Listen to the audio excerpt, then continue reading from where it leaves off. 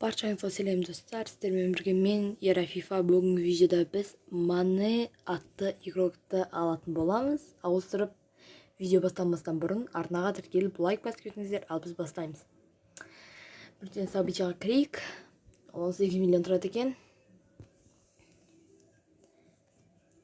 Бұл жерде біз Манені аламыз. Мане, алтын Мане.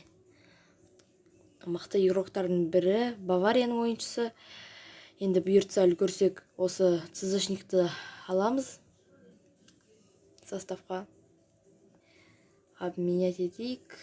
Өте жақсы мәссаған. Күшті. Мане. Алве. Кайф Мане.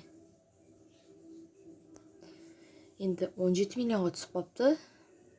Так, статистикасын көре кетейік, статистикасын. Әлде екінші тағы да бір состав сәздетіп, осы игрокты қойсам бекен. Так, көрейік ал. Бұны Дэвистің орнына қойсақ, қалай неше состав болады екен, қайда бізде. Так, бізде қайда бізде манеміз.